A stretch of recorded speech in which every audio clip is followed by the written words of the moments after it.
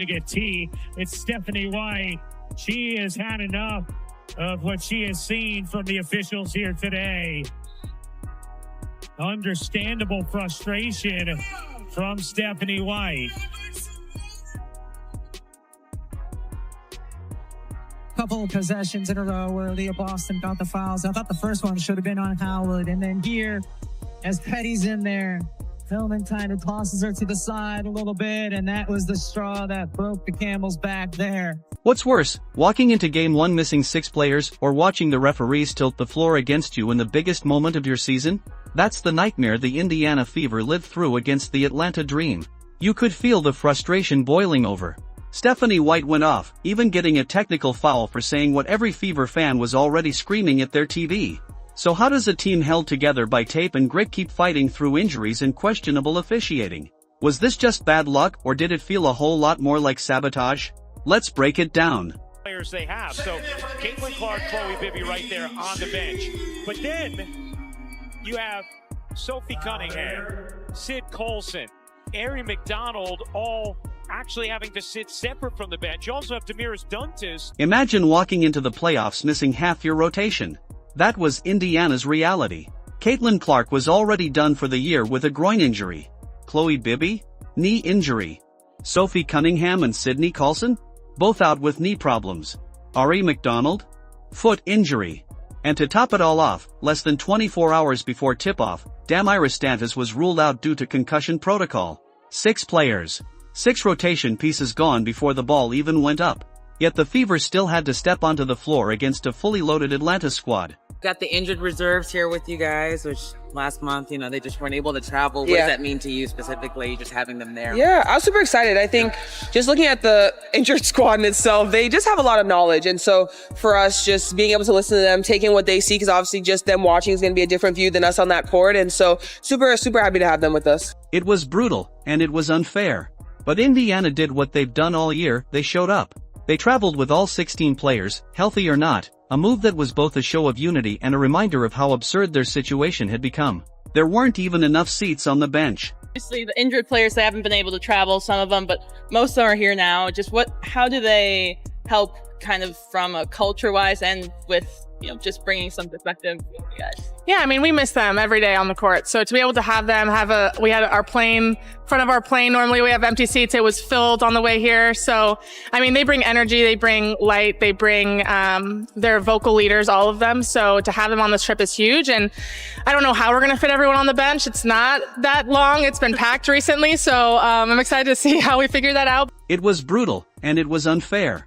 But Indiana did what they've done all year. They showed up. They traveled with all 16 players, healthy or not, a move that was both a show of unity and a reminder of how absurd their situation had become. There weren't even enough seats on the bench. Injured players were literally sitting in a second row behind their teammates, watching a season they'd helped build play out from a distance. They're finally able to travel from a medical standpoint as well. So, I think having the whole group here, having those guys here gives us a little bit of a boost emotionally. And then having their perspective. You're talking about 3 point guards that are sitting on the sideline that can talk to our team in huddles, that can talk to our team, throughout the course of dead balls or when they come on and off the floor. This is what makes the Fever such a compelling story. While other playoff teams are rotating fresh legs, Indiana is surviving on grit, tape, and prayers. They had every excuse to fold months ago, but instead, they earned back-to-back postseason appearances. That kind of resilience deserves respect. Come on, guys. This is my new team, the medical staff. Oh, yeah. Sophie Cunningham might have summed it up best when she joked that with all the time she'd spent rehabbing, she was basically part of the medical staff. The line was funny, but it captured the entire season, players finding ways to keep spirits up when it would have been easy to sulk. What the referees did, and I know why Stephanie White got a technical foul. Any coach that had to watch their team work so hard all season long, play through every single injuries, and the reason why they had so many injuries is because of these referees. And yet, despite being so short-handed, the Fever came out swinging in Game 1. They caught Atlanta off guard, punched first, and built a 15-6 lead. Kelsey Mitchell was locked in, hitting shots early. Aaliyah Boston dominated the glass, clogging the lane and setting the tone defensively. For a brief stretch, it looked like Indiana might actually pull off the impossible. Ryan Howard just falls down, but it's a foul. Like, this is ridiculous. Look at this. Kelsey Mitchell. They don't even let the Fever play defense because she's associated with Caitlin Clark. Look at this one. Another foul where nobody touched him. So they lost the timeout and they lost their challenges for the game because the referees can't do their job. The Fever's momentum vanished under a wave of questionable whistles. Stops that should have sparked fast breaks turned into dream free throws. Clean defense was called fouls, and every screen fight seemed to draw a whistle. It wasn't one mistake, it was a pattern, slowly erasing the edge Indiana had built with its hot start. The referees took it over. Look at this. Everybody saw this. Lexi Hall didn't touch her, but they had to waste their first challenge on this play. Here we go. Look at this. She gets elbowed in the face, and they call a foul on Brianna Turner. And then Lexi Hall turns around to go back on defense, but she gets charged for a foul, and they wanted to upgrade it, reviewed it. Lexi Hall quickly became a target of questionable whistles. She was called for a foul on Ryan Howard despite playing clean defense. Coach Stephanie White challenged, and replay showed no contact. Winning that review and another soon after only added to her frustration. By the second quarter, both challenges were gone, exposing how badly officials were missing calls. Look at this. Boston gets elbowed in the face by Brittany Griner. Do you think they called it? No. And look at this. Lexi Hall did not touch her. Didn't even touch her. And she gets free throws. Here we go.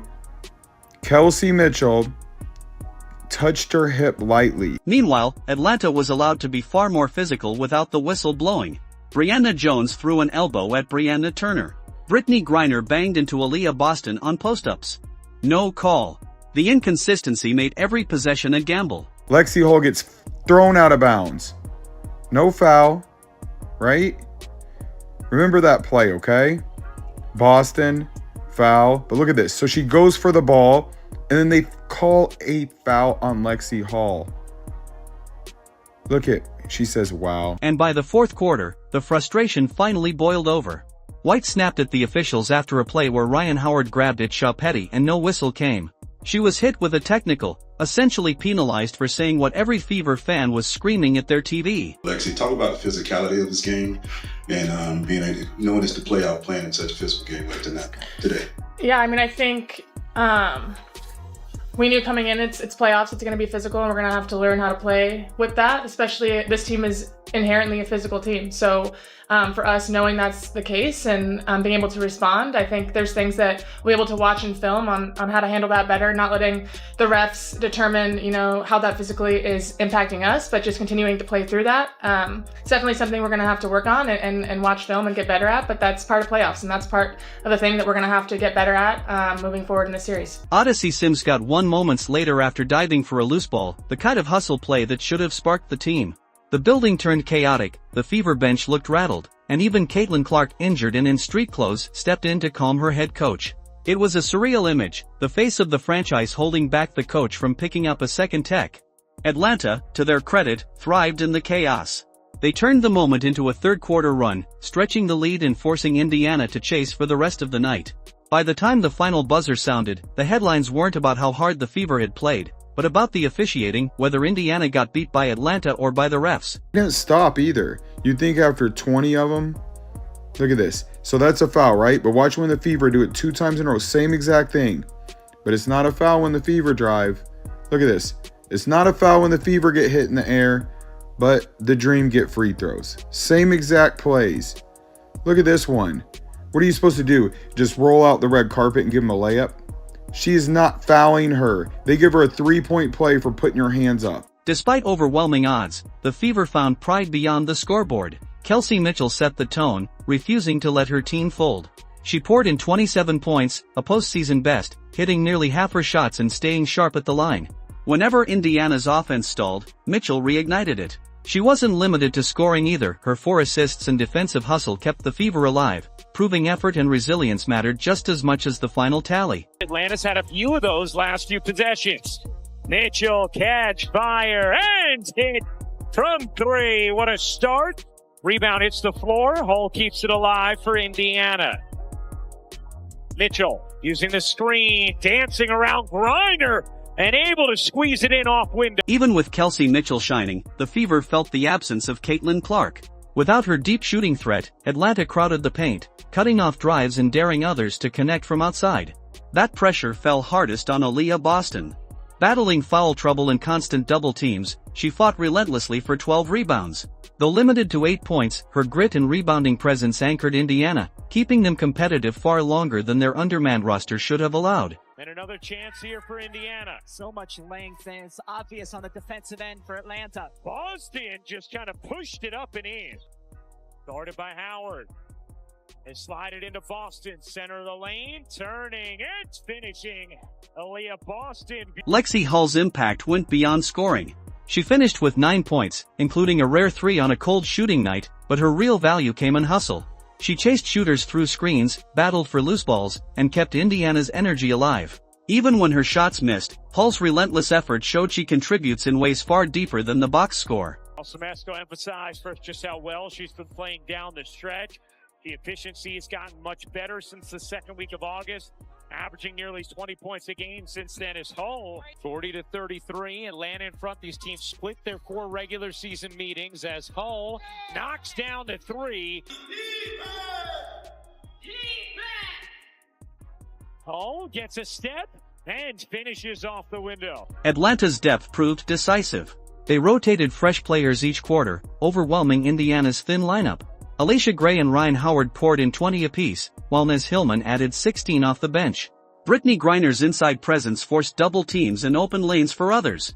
Indiana, shooting under 35% and surrendering countless second-chance points, couldn't keep pace as the Dream steadily built their lead. Kelsey, given the playoff format change, you guys being able to actually host a postseason game for the first time in your career in Indiana, how much do you expect that to help you guys, to give you momentum, and how just personally excited are you for that? Personally excited. I'll let you know when I get there. But I think it gives ourselves a chance to stay in a hunt of things we really trying to figure out, a way to come back here whenever we play. We would like to play again. So you're gonna have to take the necessary steps to be at your best. But I would like to think that being back at home can kind of give us a sense of comfort. So hopefully we can use it for what it's worth and not take it for granted. Drop your thoughts in the comments. Hit like, subscribe, and turn on notifications so you never miss the next story.